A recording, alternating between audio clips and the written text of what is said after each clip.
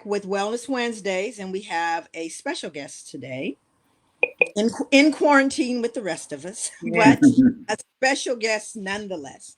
The last live session we had, we received a couple of different um, requests, and one of the requests was for us to take a look at issues of mental health, mental illness, and specifically to kind of talk a little bit about the challenges, some of the issues that people have that are struggling with mental health issues. So today we have with us Hassan Cross, and I will let him introduce himself and tell you a little bit about himself, and take it from here, Hassan. Yeah. My name is Hassan Cross. I'm 40 years old. I was diagnosed with cerebral palsy when I was about 2 months old. Let's see. Um, I've been involved in theater and sports, and I've been involved in music and poetry and just different things like that. Can you Just tell us a little bit about the form of cerebral palsy you have and so, what it looks like, how it expresses itself? so there are actually two kinds of cerebral palsy. There's ataxic cerebral palsy, and then there's spastic cerebral palsy. I have ataxic cerebral palsy, which affects the fine motor skills, my speech, the pace of speech, the pace of my movements, the range of movements, the fine motor functions it affects. Whereas spastic affects literally movements. It doesn't allow you to make voluntary movements, so it's spastic. So it makes people have create spasms in people, and that's spastic cerebral palsy. And I have ataxic. So isn't there like a athetoid one where you're actually not able to move, where it's kind of, and usually people have a combination. Normally, you don't have a combination, but normally people have a combination of, I think, the one where it's very, very loose, and then one where it's very, very spastic. Not sure, but I'm a lot of people have the combination of those. At least I thought. Um, Can you I'm tell us? I'm sorry. Go ahead. no, go ahead, go ahead.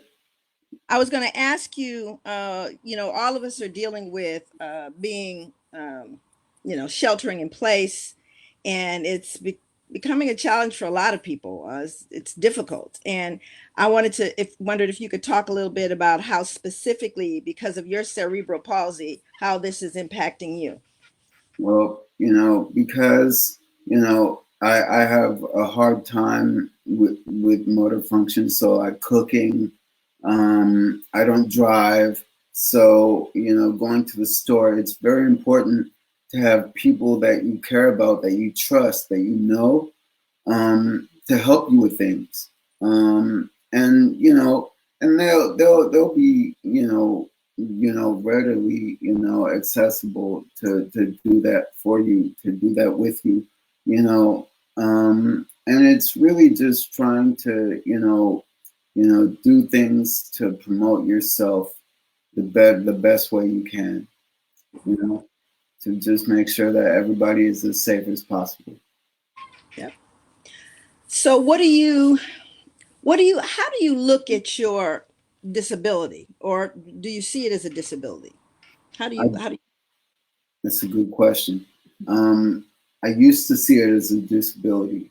I don't see it as a disability now because everybody is able to do something, and so I think of it more of a challenge, as something that you have to overcome, and we can all overcome. Something we all do. We grow and we learn and we make mistakes. That's okay. To err is human, you know, but it's just a challenge. Everybody has challenges, and these are just things we have to face. Hassan lives with me. I'm his sister, and I've been with you your whole life. I'm the oldest sister, and the growth that I've seen in you has been amazing over the years. I mean, I think as a child, I remember some of the balance issues and, racing with him down the hallway. So he'd use the wall to keep himself up and he'd run him down. So we've always found ways to kind of innovate, right? To make things work for you and to help you. And you've done like amazing with that. But I also know that there have been times that sometimes those struggles can weigh you down. Sometimes those challenges can be a little overwhelming. And so, but I see you never stay there too long. But how do you pull yourself out of that situation? What are some things that you do to get you when those challenges are kind of overwhelming? What do you do?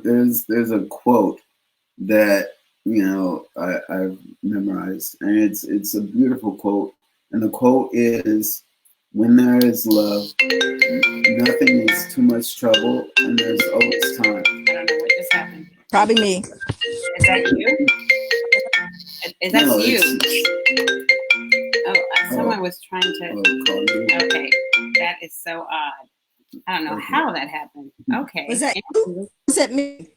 No, it was me. But what happened was the phone somehow connected. It's off of. I had to put do not disturb on it. It's on mute, but the phone called through my computer. Oh, your computer. Mine does that too. I need to turn it off. So weird. I had to just do not disturb on my phone. Well, I turned my whole phone off. Does that work?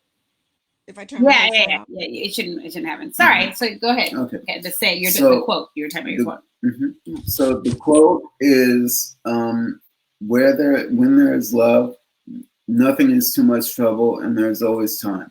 Mm-hmm. So, this feeling of love, and I'm it's so interesting that we're all, quarantined, and I've seen, on my Facebook pages, people are the outpourings of love and support, and people doing music concerts at their house, and just trying to spread love, just trying to send people encouragement in this troubling time. It's really difficult, but at the same time, at this point, this is actually the most opportune time for people to try to find support and encouragement in other people. What do you do?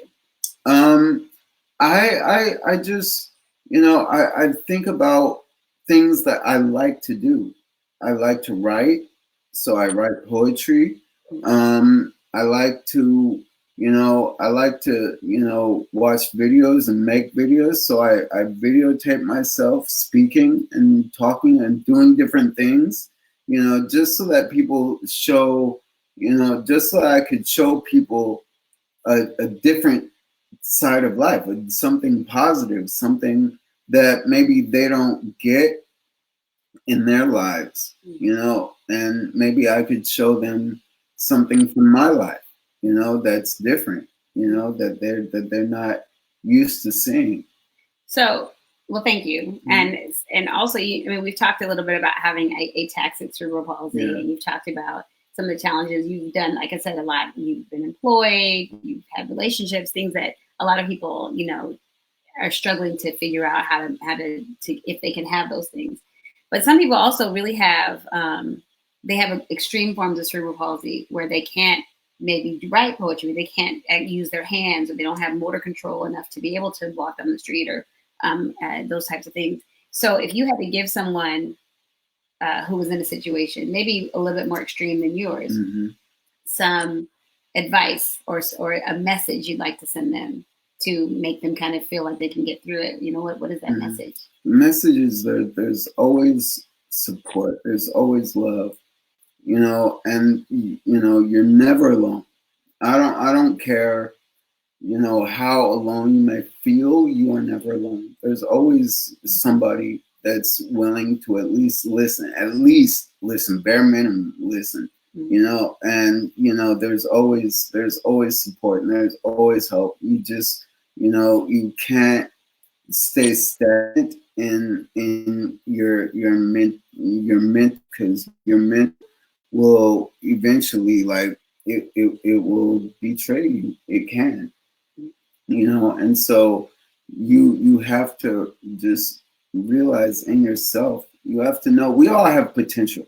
We all have potential, and we all have, you know, we all have goals, and we all have hopes, and we all have dreams. We all have things that we want to see accomplished, you know, and it takes a lot to accomplish these things. But that's what makes us stronger, is the struggle to do these things.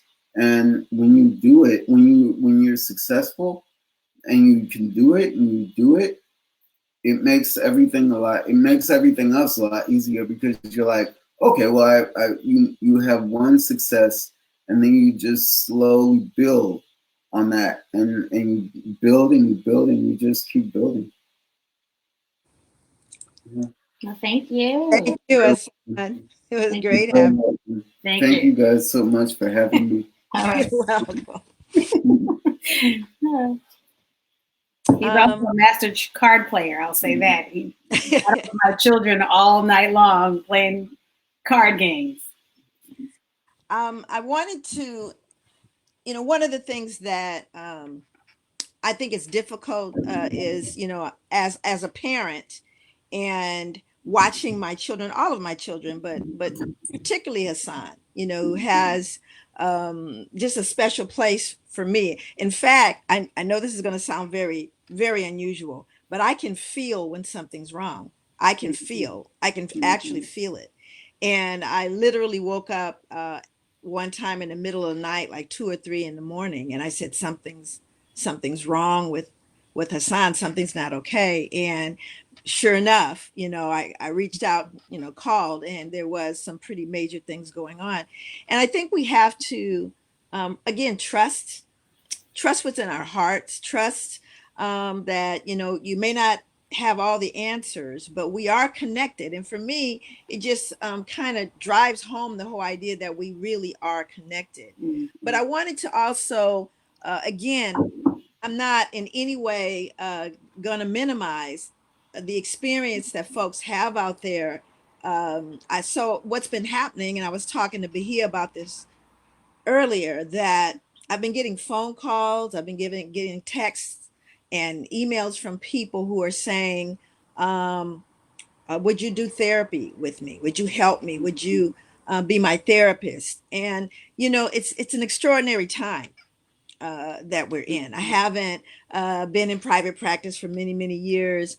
I think I'm always in private practice in the sense that I'm always going to help folks around me. But it really made it real clear to me that things are kind of ramping up for folks that are already dealing with challenges. I had someone say to me recently that they are no longer taking their medication. And they're not taking their medications for any number of reasons. One, the actual reaction of their bodies to the medication, but this particular time, which I'm saying is creating additional stress and additional layers of that kind of toxic thinking, that what happens to folks is they start feeling like their lives are not their own, and that somehow things are slipping away from them. And in the case of this person that has stopped taking their medication, my recommendation was to be very careful about that, because one, there are medications that you just shouldn't abruptly stop. That's one. And two, part of folks that have mental illness, part of what goes on with that, and I understand it a lot because I've worked a lot with folks and have been in close proximity with folks who have a persistent mental illness, with illnesses like bipolar disorder or schizophrenia. And the medications, you know, it's a cure and a curse. It really is, because most of them have some kind of side effects that make people feel either lethargic, like they're sleepy, they don't feel like they're themselves. It can cause involuntary movements, tardive dyskinesia. It can cause, muscle spasms, pain, all kinds of things. And so I really appreciate that. I don't want anyone to think that I'm minimizing that, but that's almost true of any medication you take. It, you got to look at the cure versus those side effects. And what happens in a place with folks are where a place or people are kind of by themselves. They're already isolated. They feel isolated. Right. They struggle with depression, and now they feel even more isolated, more depressed, and so they're kind of trying to find a way to feel normal, Right. whatever that is, right? So they'll stop taking their medications, and my experience is that that's a spiral. Mm-hmm. It's a spiral, and if not immediately, at some point, there's this kind of cyclical issue that happens for many people with persistent mental illness.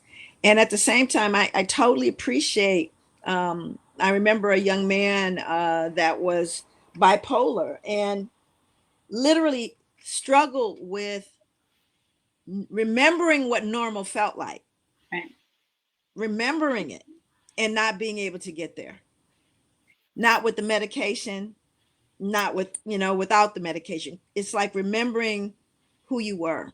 You know, And so I really empathize. And at the same time, those of us, whether you have persistent mental illness or not, if you find yourself in a negative pattern of thinking, thoughts keep kind of becoming intrusive, worry to the point where you're really obsessing on them.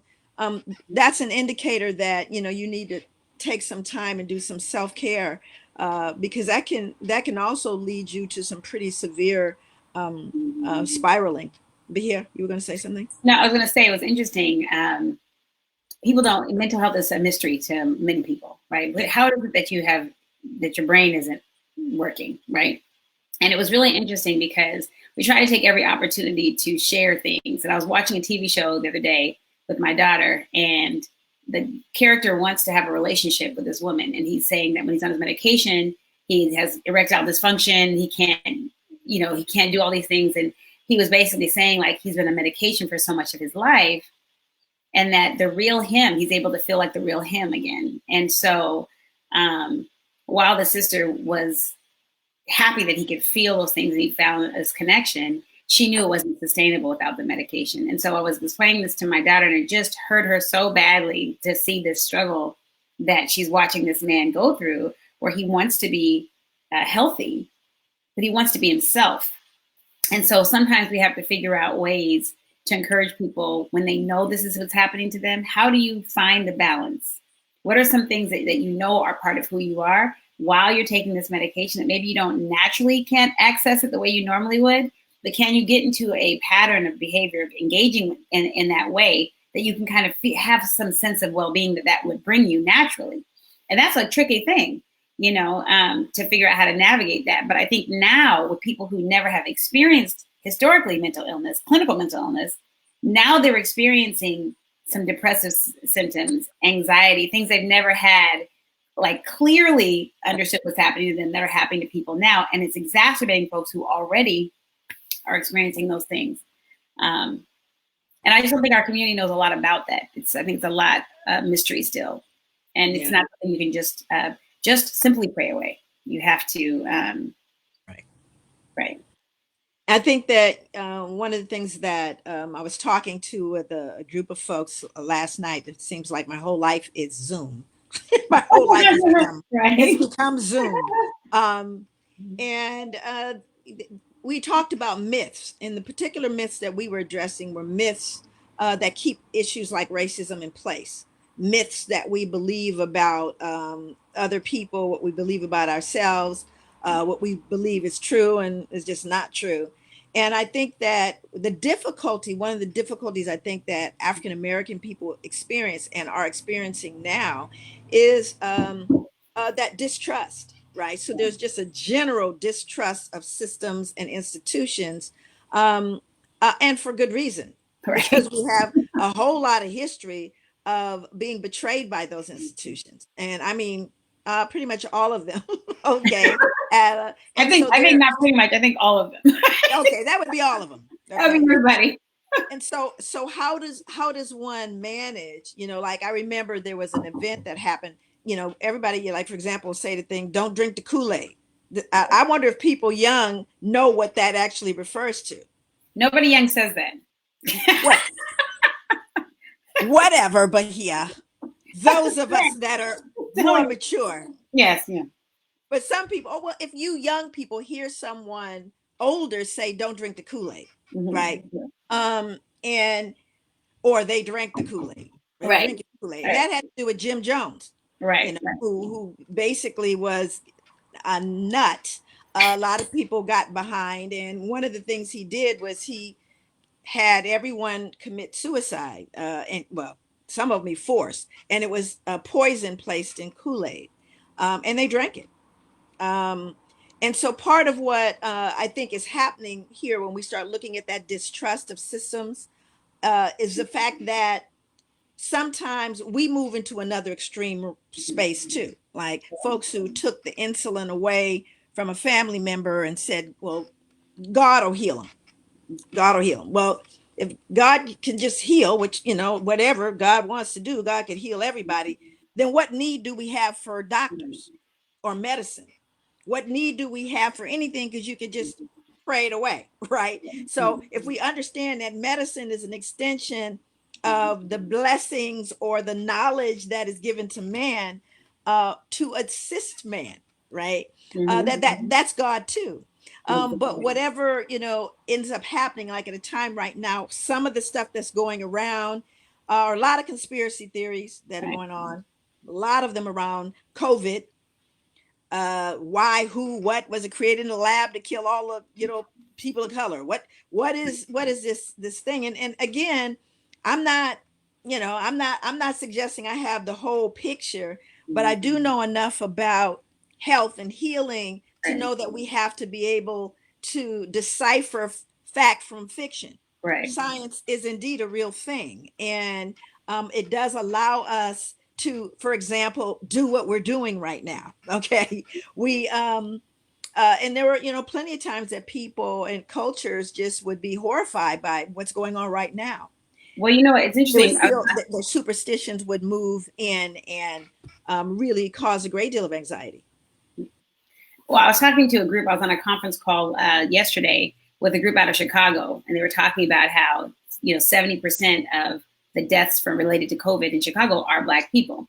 And it was interesting because there was a conversation about why that is, right? So you have the conspiracy side that says that's because they're trying to kill all of us. That's why.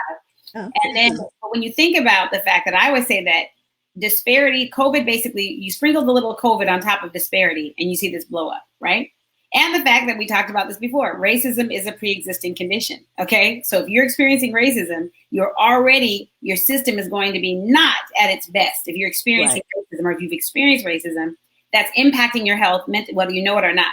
So it's making you less likely to be able to fight off anything. So that's one. Then you have diabetes, then you have hypertension, all of course related to stress, which is also related to racism. Right. All of these things. And then, but what's also happening is one of the reasons why some people were saying, well, how come they're not putting it out there more, letting people know that this is impacting? And some folks were saying it's because they think that if people recognize how much this is impacting Black people, they won't care. If more people knew that it was impacting us the way that it is, as much as we're saying we need people to really know what's happening in our community, that they will be less likely to care to see that it impacts them. And that is racism right there, right? So part of it, I think, is even acknowledging to the people, this is disproportionately affecting us. That's facts. This is deadly for us. That's facts. But the root cause of that is not necessarily because someone's trying to, but so you're not crazy, but we have to get to what is the root cause of this problem and what is our part. We know that axiologically speaking, our values are in relationships with one another. So being safe historically for us has been to come together and hunker down and be safe together, where this is requiring us to be safe apart. And I think that's part of the resistance. It's not culturally aligned with us. We don't trust the government, but I say be more paranoid. Think that it's worse than what they're telling you. Be overly paranoid instead of saying, I don't listen to them. God got me. That which I am hearing. I think that it's important for us to recognize there is facts and there in what people are have anxieties about, but the root cause of that is what we have to kind of impact as a community. Yeah. Also, there were a couple of questions that came up, and there are other issues of the reason why I keep putting my glasses on, because I can't see and I don't want the reflection to keep going on. I have to figure it out. Anyway, one of the things that people were saying were asking, and that was access. Again, we have disparities around the health things because of people not having access, knowing how to access, where to access. So there's that part of it too. That's real, very real. And when we were talking about people feeling like their true real selves, it's kind of so hard. If anyone has dealt with, and I want to clarify this, with a diagnosis of bipolar disorder, or there's a number of different terms for it, but bipolar disorder is that there's a point at which something, and usually a stressor that is happening in a person's life, that triggers the first episode, so to speak. And once that happens, the person that you knew isn't like the person you knew anymore. And very often people have denied, there's nothing wrong with you. You were fine all these years, and how could it suddenly be happening to you? And that's exactly what happened. It suddenly starts happening. But the person also remembers the person before the episode. They remember the person that is experiencing the episode, and they also recognize the person that's now having had the episode, that's now on medication. So when I'm talking about the real person, of course, we're dealing with one human being, but in terms of how one perceives oneself, what does normalcy feel like for Joy? When is it? Because there are times when I've not felt myself. Right. Clearly, I was not myself. People would say to me, gosh, you're not yourself. And I think we're speaking to that nobler part of who we are, that we all are, that nobility that's built in, that we all have. But we're not often reminded of our intrinsic nobility. And because we are relationship-based people, and we're watching what what's being put out on the news, and people are responding to that. And there's some intention around certain things that get put out in the media to get people going on both sides, whatever part of the argument there is. It's designed to do that. And we have to just really be careful and more thoughtful about what we're taking in. Do your own investigation before you swallow whole what someone sends you on Facebook or texts you. Check it out just a little further. Before you forward it on to, all the rest of your family and friends. Yes, we've all done that. We've all done that. Only to find out there was We need to verify. We need to verify. An ounce of truth in it. So, there's a lot. But again, I would say to people, mental illness is a real thing. It's a real thing. It's not just, I'm not feeling great today. Like people will say I'm depressed. But depression, some people struggle with depression for their entire lives. And like Bahia was saying, when it's your brain, it's very hard to tell when it's not right, because it feels right to you at that moment. And I was trying to explain that to my daughter around what is PMS, right? So I'm like looking at and I'm going, okay, so you're not wrong. So the same thing that's annoying you before is annoying you now, only you want to stab someone with a pencil. It's not that you don't have legitimate beef, but the way the legitimate beef feels today is a little bit different than the way that the legitimate beef feels for you in other situations. And so if you think about that level of intensity where you're like, I shouldn't be this angry about this, but I'm feeling compelled. It's the same thing when people are having a manic episode. They know that they should feel this rush of creativity, maybe this much, but they're overwhelmed with the sensation that it's so critical at this moment. So it's like, yeah, you should wear an umbrella if you're going outside in the rain. That makes sense. But then it's like, what are the umbrellas? It's like a whole nother level, and people are going, you need to calm down. And that creates conflict, right? Because you can't work with someone when they're in that state. And so understanding how to bring people back. And when in our community, I don't care what your mental health problem is, you don't talk to me crazy. So nobody's giving the benefit of the doubt. Like, let's soft talk this person who's going off on me. We don't have those strategies necessarily. Or our kids, our kids are having mental health issues. We don't recognize that as mental health. We recognize it as disrespect or, and trauma. Trauma can create so many. I had to tell some family members, I had to tell a family one time. This is not stuff I like to do, but I had to tell a family, there was a woman, she was murdered by her husband or boyfriend. And there were 3 children, and the grandparents couldn't figure out how to tell the children. So of course they called me because they want me to tell the children, it was a rough situation. But in talking to the grandparents after talking to the children, I was telling them, you're going to start seeing behaviors that you're going to want to discipline them for, that you can't discipline them the way you've disciplined them before, because they're trying to make sense of their life. So they may start hiding food, lying, being disruptive at school, getting in fights. So you can't just take them home and be like, I'm gonna, whoop you or whatever you're gonna do. You can't engage with them that way, because what you're seeing is traumatized behavior. It's not just bad behavior. And so even working with our families to understand what it looks like, that they're having mental health issues in that moment. You know what I'm saying? They're not just acting out because they're mad. And I think that's part of, all of our responsibility, especially in this time when we know domestic violence and child abuse rates are going up, while reporting is going down because there's nobody observing the behaviors. So It's really important for us to be working with our friends, our families, neighbors, everybody around these, just communicating, having conversation about these things so we can push all of our thinking. That's why we're here. Yeah. And the other thing I wanted to say, because someone asked about normalcy when there's no oppression, what does normalcy look like, for us? And you tell me when you find out, because honest to God, the oppression and the behavior hasn't changed. And again, it's like when 9/11 happened, I had neighbors that started talking to me that never talked to me, because see, we were all Americans for about 30 days.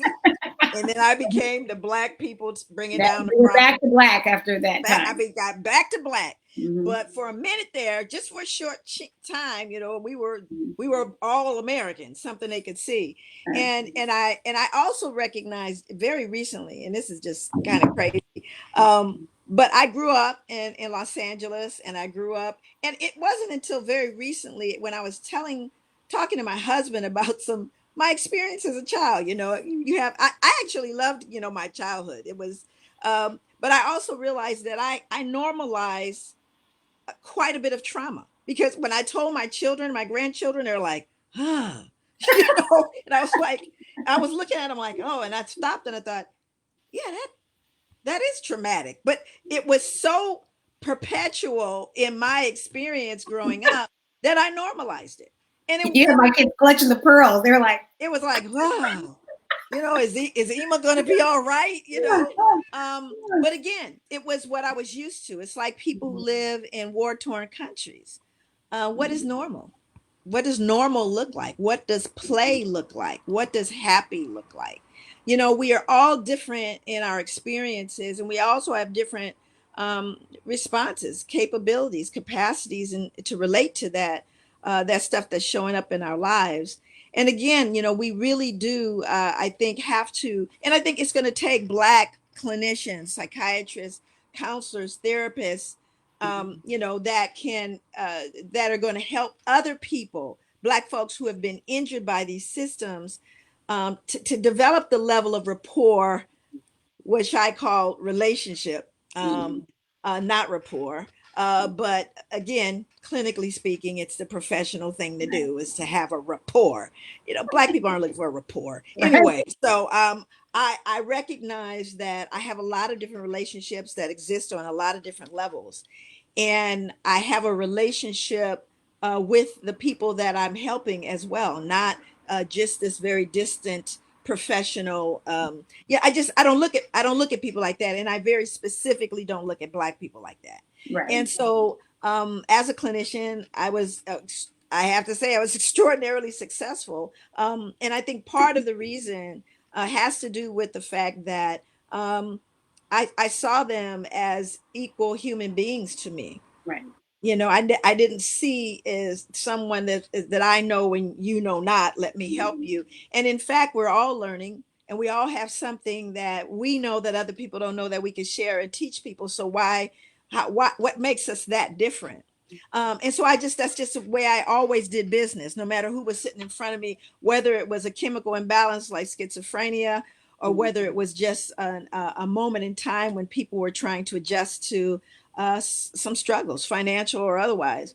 And I guess it's just different. People are different, and but I look at people as equals. It's just kind of how I look at it. Well, we have to if we want to be successful. I think you do that.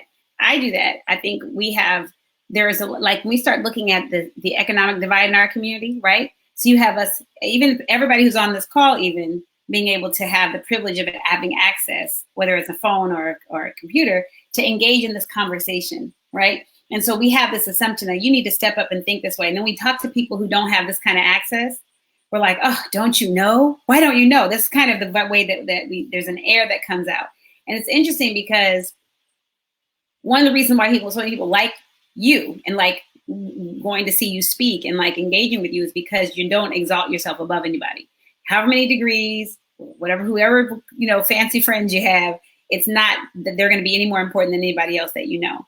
And I think that as we're all engaged in this conversation, part of why we agreed to do this Wellness Wednesday, one is because we love our folks, all of our folks. It doesn't matter really do where they are on the spectrum of whatever. We love our community, and everybody should have access. And our hope is that we're just pushing curiosity about ourselves. Sometimes we accept stuff that we've been given, stuff that we've heard, sayings that all that, and we aren't curious anymore about, is that something that I actually believe? What is that actually telling me about how I should parent, how I should be in a relationship?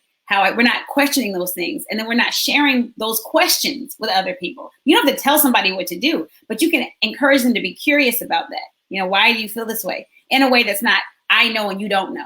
I'm the one that you should jump on board what I'm doing. I remember when I used to work at a dual diagnosis. I was an interim clinical director at a program in Oregon called Project Network. And so it's for people who have both been involved in the criminal justice system and who have A&Ds, alcohol and drug addiction issues. And I remember I was like 28 or something. And I'm like, some people in this place have been on drugs longer than I've been alive. I'm not going to be very effective if I try to come in and go, this is what you need to do. And so the strategy was always to work in partnership. I tell them, hey, look, I find a chair that's a little bit shorter than their chair. And I would just ask people, I've never been addicted to anything except for drama when I was in high school. I've never been addicted to anything. So I'm not going to tell you what you need to do to stay clean. You know what you've been able to do when you were clean. You know what happened that made you relapse. But what I am good at is seeing patterns. That's where my training is. So if I say, so we work together, you tell me your story, and I see you did A, and then you did B, and then you relapsed. And over here you did A, and then you did B, and then you relapsed. And it sounds like it's a different situation, but you're right at B right now. So what do we need to do? What do you think you need to do to not get to C, which is the relapse? And then they're like, so we're partners. You know what I'm saying? I see that I did do that. Maybe but that's because I had this person. And I guess this person is like this person I need to get rid of. It's not me. And I think that when we start engaging people in the fact that you are the expert in your own life. That's right. I don't know better than you. I just see a pattern. And because I love you, I'm going to point out the pattern. And you determine, what was that? That is sounds like a fire truck. Oh, okay. Well, I hope there's no fire. So I'm in California. There's fires. This is what happens. But just back to what you were saying is it's important when we're sharing this information and we're trying to push our people's thinking that we don't have an air about us being the experts in this area. There was and I don't know, when you're old, you tell stories over and over again. I don't think I told it to this group. Hey, look, I told you I'm on Zoom all the time. All right. Hey, I don't know which way I do. Some of you all be refreshed. Some of you will go, oh, yeah, I like that story, or not. But right. I was doing work. It was during the time when I was doing work with night workers. I was working with folks who were engaged in prostitution. And there was a young woman. She was 20. I'll never forget her. Love her. Love her. Actually, I think I found her not too long ago. Really, really good person. Um, and when she came to me, we were talking, and we were talking about, these were all folks that were trying to get out of the life, right? And my role was I was doing street outreach. I was, working with them. This was also the time when I told you people were writing me up. Everybody, I was the only one at the time Road therapist. at MSW, so they would write me up, even though I had the higher success rate than them. But I was the lowly Negro that they just felt like they needed to correct. I lit them up later. I'm not proud of that, but I'm not mad about it. Okay, but anyway, You're a little proud about it. just a little bit, maybe. Oh boy, you talk about the payback. It was great. Anyway, one of the things that happened was she was, I had group with folks. I had group. Now, there was only in my group one young woman who did not have a pimp. And so the whole time in group, she'd go, "What's wrong with y'all? Why are you giving people your money?" She was like, she just couldn't get it. She goes, right? Now, her whole experience was quite different from them. But most of these folks had pimps. And so there was always this hurdle you had to deal with around the pimp. So this one young woman I was telling you about, she said to me, well, I got a good pimp now. Okay, so now for me, you can't put good and pimp in the same sentence. That's Right. his joy, but I'm not gonna say that. But she said, I have a good pimp now. And so I asked her, I said, so what makes this particular person a good pimp? She says, because when I was in Seattle, the pimp I had there, he would beat me every day, no matter what I brought back. He would beat me every single time I came back. And this pimp only beats me sometimes, right? So I'm trying to wrap my head around this, right? And because I can't tell her, it's ridiculous. Plus, I had one woman I had to always calm down because she was the only one without a pimp, and we had to deal with her situation, which was very different. She actually, through prostitution, put her little boy through private school, right? So she got pregnant at 13, took a bus from Texas to the Pacific Northwest with a brand new baby that she didn't even know any better. She was trying to feed the baby pizza, right? Brand new baby. So she was running from a situation where she had been raped, had the baby, didn't want them to take the baby away from her. So she got on this bus. And the only thing she could do when she got to Portland, she was, 13 years old, was to prostitute herself. And in her mind, the only way she could keep herself and her baby safe from being put in, the system was to do that. And so she had for years, that's what she had done. But in the meantime, she had become addicted to cocaine. So there was a lot going on. I'm just telling you, there are always layers. So this young woman that told me she had a good pimp now, and this was a pimp who, by the way, didn't have a car. So I'm trying to, I actually walked out the door one day and talked to him. I literally walked out the door and talked to the man, who was very, very humbled by, it was just bizarre. The whole thing was bizarre. Long story short, the pimp gets arrested. He's arrested. So now he's in jail. As a matter of fact, he's in prison. He's doing time. So I'm thinking about what I can do to help her realize that she has the right to be treated with respect and dignity in the period of time that he's not there. You see what I'm saying? I'm saying, how do I use this time? But I can't come out and go, let me just tell you what I think about pimps. I couldn't do that. And even though that's what you're thinking, that's not what you can say, because the way she moves through the world is so different from me. And I have to respect that, right? So we are walking down the street one day in Portland, and like most days, it's pouring rain. Pouring rain, right?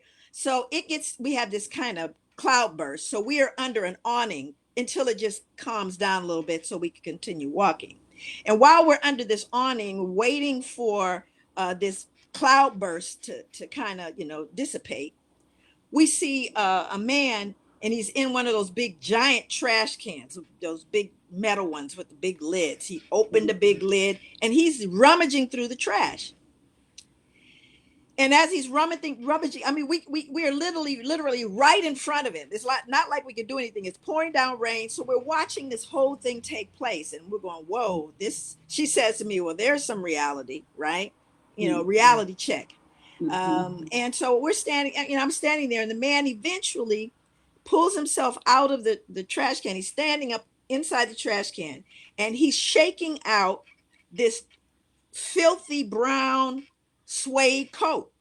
It's a suede coat, and he's gotten it out of the trash, and it's dry, right? It's dry. So he takes the coat, shakes it out, brushes it off, and puts the coat on and climbs out of the trash can and proceeds, you know, down the street. He's walking. So I said, wow. She says, well, I guess he's warm now. You know, that's a nasty coat. He's warm. I said, so it's not a good coat, is it? She goes, no, it's not a good coat. I said, but if you don't have a coat, that coat's a pretty good coat, right? She goes, yeah, it's good for him right now. I said, so that pimp, is he a good man? Right. And she stopped. And she said, no, he's not a good man. I said, but he was something that would do if you didn't have, you know, if he well, at least he wasn't doing what this one was doing. But he's still not a good man, is he? Exactly. And she said no. And it was really interesting because we didn't have another conversation directly about her pimp that was in prison. But she came up to me maybe a few weeks later and showed me the letter that she sent to him in prison. And in the letter, she tells the story of the man in the trash can. She tells the story of him and the coat. And she says, you are not a good man, and I no longer want you in my life. And she is running a halfway house, at least last I heard, up in Seattle. So when we want to help people, right? When we think we want to help people, it's not always the way you think, right? This was one where I had to respect her world, her life, and what she'd experienced. And indeed, you know, if I had to pick a pimp for her, it certainly wouldn't be the one in Seattle that beat her every day. Right. And so we have to appreciate it. And you might even say that's crazy. All of it's crazy. Why do people do that? But you don't know how they walk through the world. You don't know what's happened to them. And you know, like I said, I'm very well trained. I have a lot of, you know, information, experience, but I could not see myself. I could not see that I had normalized the traumas in my own life. I couldn't see that because I have a blind spot, right? But I'm open enough either if they're dogging you out. Right. Nobody help you to see that, you know? So, and I think that's the thing is I think we what did Oscar used to say, you get beat down with the right stick. I'm right. You beat someone down with the right stick. I'm so right. You might be right, but you beat them down. Exactly. What's the point? Trying to help feels beat down, you know? Right. And you think about that one, you know, the woman that we work with, that we've been working with for all these years, you know? Yeah. And, I mean, she's been through all kinds of things, but she's always said, you know, I love you guys because you don't judge me, but she uses us as sounding board. She runs things by, you know, she was a stripper for a long time. She was a dancer. And she's like, I know I got one foot in the gutter. I'm trying to get it out. And I'm like, you got your own house. You don't do drugs. You're not doing prostitution. She's like, I'm not. Like, you're not. You're not doing that. I said, you're surrounded by perverts still. We got to get into that. She's like, yeah, I got to get that thing. What was that thing she said about us when we were in Best Buy? Oh my God. I was dying. What happened was, and I told her this, what happened was, so we had this youth that I used to be her therapist when she was about 13. Now she's like almost like 27 or something crazy. She's still with us, basically. But we went to get her a computer. No, we went to go in half with her on a computer because she was trying to go to school. So we went in half with her on her computer, and they were trying to upsell us at Best Buy with software. But at the time, I worked at Portland State University, so I could get the software. So I told her, don't get the software. I can get you the software. I'll let you use my software. Don't tell Portland State. But so I'll use my software. And so the people were trying to ask me, you know, well, you don't need the software? I said, no, I got it. I get it from my job. So I'm sure she had to tell her supervisor why they weren't successfully upselling us on the software. So we get to the counter, and the lady says to me, so where do you work? And so she says to us, you see how she asked you where you work? Because she assumed you had a job because y'all got that rich look. No, she said the glow. We had No, a rich glow. Rich glow. I said, no. She didn't ask me where I worked. I said, bottom line was, she was trying to find out from her employee where I said I worked to see if I actually worked somewhere where I could get the software. It wasn't because we had a rich glow. But the idea of that, though, I think the perception of us being different from her has melted over the years. I would tell her, I don't have your exact same experience. My parents weren't on drugs, so I didn't have that experience. But I still am going to tell you what's the right thing. I'm not mad at you for your experience and the ways that you're navigating the world. But you called me and you asked me, I'm going to tell you the truth. That's what we do. But we're not going to judge you, make you feel bad about what you do. And she now opening her own little beauty eyebrow boutique, eyelash boutique, something she's doing. And she saved something like $40,000 in cash on the pole. She's buying it. So I said, now you get out of that. I'm not going to be mad at you because you were independent. You did definitely beat a lot of odds, and we're proud of you. Even though we don't want you to keep doing what you do, we're proud of you. You've done some things, and I think this was the same person that Bahia invited to the house for Thanksgiving. Okay, let's be clear. I didn't just invite. Let me just say this. Sometimes let me just that happen that you have to ignore. You can't ignore something. My daughter, I'm at the time I'm in Georgia, and now when they come, Bahia and her family and my grandkids and everybody, they're coming to be there in my house for 10 days. That's when they're coming. They're not coming to just come and go back. They're gonna be there 10 days. So Bahia, I don't know. It was very close to Thanksgiving when she says, "No, it was summer. I'm bringing one of my clients." Now tell them the clients you work with. Let's be clear. Tell them. Here's the bottom line. In social work, you're not supposed to, or any kind of mental health services, you're not supposed to engage in a personal dual relationship with the people you've worked for, because the power differential, right? You have a power differential for at least 2 years after you have closed their case, or you're no longer working with them. You're not supposed to, because people will look at you as a guru or whatever. You could really negatively use that influence. Absolutely. So I understand that. But what I would always say with my Black clients, because we're in Oregon, they're not going to have another Black supporter, is that even though you've met all your treatment objectives or closing your case, if you need a resource, you can always call me. I will point you in the direction of a resource. So all of my folks I used to work with, a lot of them still call me periodically or email me and ask me for internships or jobs or recommendations. So this particular one, she would call and say stuff like, should I let my sister kidnap me, or should I do it the right way? I'm like, listen, you're not going to kidnap you. Or, can you teach me how to drive? Goodbye. Or, I had back surgery. This morphine feels great. Now I understand my mom's addiction. Get out, goodbye. Constantly. But what happened was, she came to see me and she was telling me she wanted me to endorse something that she was doing. And I said, so you're not doing anything crazy out there? If I put my name on this, there's nothing out there you're doing crazy. She's like, no. I said, nothing. This is about 3 years after I closed her. She's about 17. And she said, well, I did talk about this dude's baby's mama's baby. And she did. My cousin did put her face on Facebook, and then she did stab my cousin at a party. Okay. No, I'm not being part of any of this. And so basically she just accused me of not being Black. You don't know because you ain't Black. Oh, and you know what Blackness is. Never been out of Portland. I don't think so. So I go on to show her some pictures of going to Fisk University and all the people who have been touched with mental health and drug addiction and the criminal justice system. I said, that's all of our story. Everybody's been touched by those systems. At some point, you have to make a decision that you want to do things differently. You have to. I said, now one day maybe I'll take you on a college tour somewhere you can get some experience. She said, when are you going to Atlanta? I said, oh, no. I'm going next week to see my mother.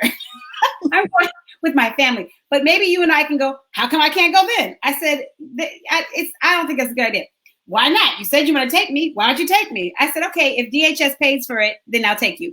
Because I know DHS, Department of Human Services, is cheap. And I knew they weren't going to pay for it. But somehow I got a call next week. And she says, they're going to pay for it. And I'm like, wait, so what? So what? Wait a minute.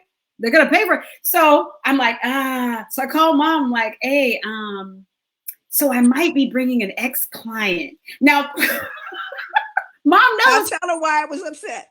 I have worked with gang members, sex offenders, dual diagnosis. I got all kinds of clients. So she was like, quadriplegic, paraplegic. I got all kinds of ex-clients. She was like, what are we doing? So I said, she goes, I don't want the girl to feel bad. And what if somebody accuses her of stealing in the family and we don't want drama? I said, she doesn't steal, she fights. She's not going to fight us. So I ended up, somehow it worked out, brought her all the way to Georgia. And, again, this is where we realize a lot of the research that supports that we have to build relationships. We do. To be able to impact people's lives over time. So when I finally talked to her, I said, well, if she, do I have to hide my jewelry? I didn't know what I needed to do. But I said, she ain't gonna fight me. So that ain't it. Cause I grew up from South Carolina. I don't roll like that. So anyway, I spoke with her and I said, so I want to kind of let you know a little bit about how to flow. Cause she's gonna be in my house for 10 days. Okay. So I said, let me explain how it works. I said, you're going to be part of it. My Thanksgiving. I said, I want you to know that it's huge because we invite everybody. I mean, family, close friends, people who don't have family. That's kind of how we've always done Thanksgiving, it's just a reason to come together, really. And I said, so there's things that you won't see in my house. You aren't going to see. First of all, nobody going to be fighting. That's number one. Nobody fighting. They'll be talking loud because they're playing bid whist or they're playing dominoes. So there's going to be some loud talking and trash talking, but nobody going to be fighting. I said, there will be no drugs and there will be no alcohol. And she goes, oh, come on. I don't believe that. All right. I'll believe that when I see it. Right.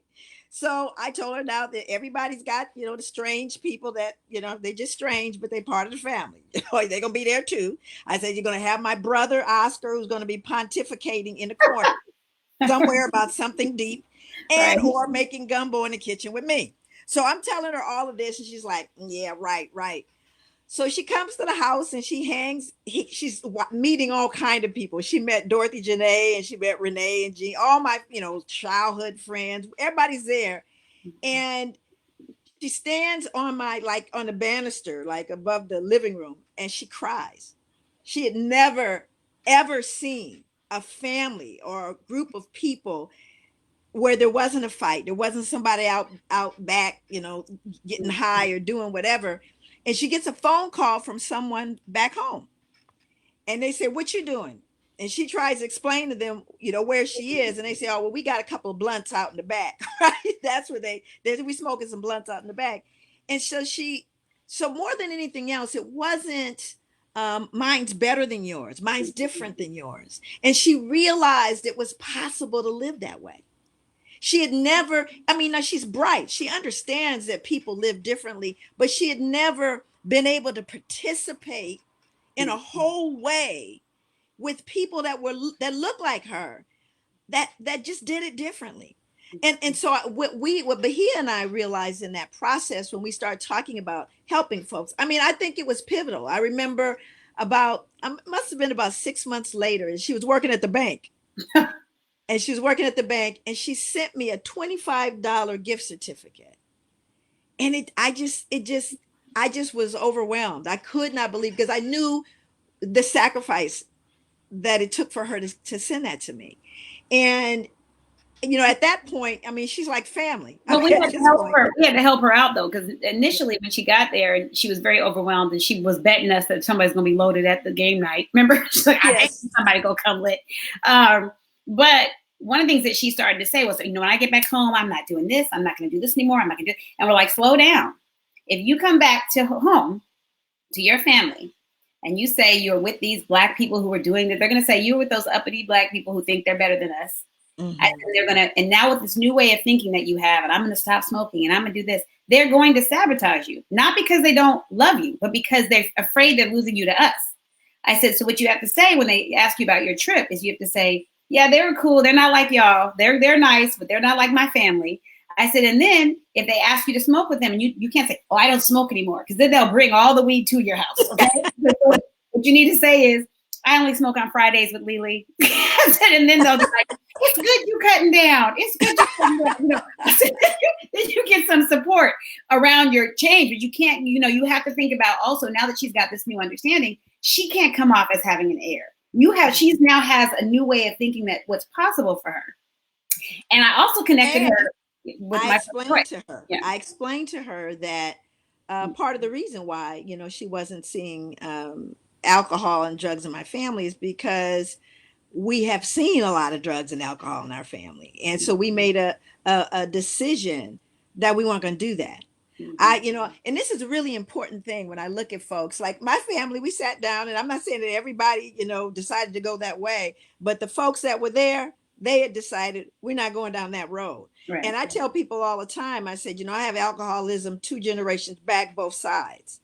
You know, at this point, it don't make sense. Come on, something's going on. And we need to somehow change the trajectory, which we did in my family. We changed the trajectory because we decided, we made a willful decision that we don't have to live with those things in our lives.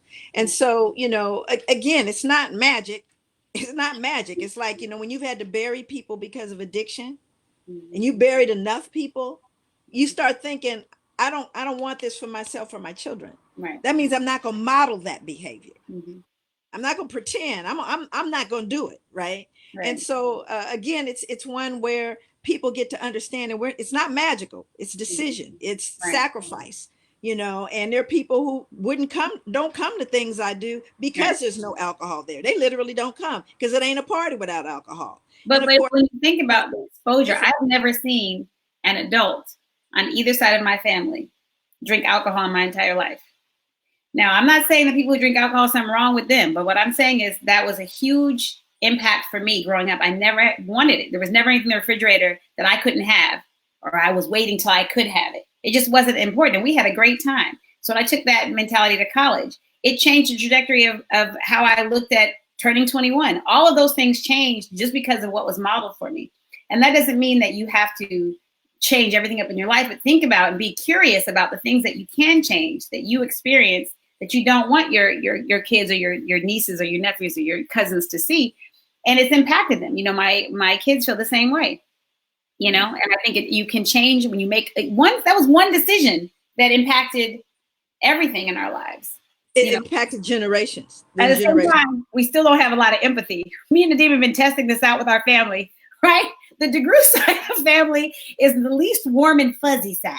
So yeah, we're not warm. Something happened to my little nephew or cousin who lives with me. He got bit by a dog. And so Nadim recently told, Nadim is my other brother. He told another family member about it just to test whether or not there would be compassion first. Like, oh, poor baby. No, they were like, they shouldn't have been messing with the dog. Everybody, there's no, so we still have to work on that part. But we got some stuff to work on. We got stuff to work on. Don't get, we got some stuff to work on in the family. Right? But it is now. Time. 6:30. Yeah. Well, it was nice. It's always nice. It's always wonderful. And the one thing I was telling my husband the other day, we were watching, my husband's great for this stuff. It was called, oh my God, it was the Funk Brothers. They're called the Funk Brothers. And these were, let me tell you who they are. If you haven't, you really need to look at this. It's a documentary on really the foundation of Motown. The people who played behind Aretha, Marvin Gaye, the Miracles, everybody. It's the bass player, the drummer. This was unsung heroes, right? They were kind of unsung heroes, and they gotten older, and they never thought, because everybody sees the singer. But when you start hearing, that first twang on with the Temptations, that guitar solo, what was it? My Girl or whatever it is. It's like you never think about the people in the background. And so my husband, showed me that documentary last night, and I got teary-eyed. Because I'm looking at these older gentlemen now, just so grateful. They got their handprints on, I guess in Hollywood somewhere. They were acknowledged, and they were so humble. And all I can say is I love my people. And all I can always say is I love, no matter what happens to us, they're the salt of the earth. I love my people. And that's genuine. It's not like I don't love everybody else, but there's just something about the souls of Black folks. You know, it's something about long suffering and the joy and the kindness and you know the music and all of those things that I grew up with, that I love, that make me who I am. I'll never forget it. And I'm grateful to be able to serve. So go be safe. See you next week. We'll see you next Wednesday. Bye.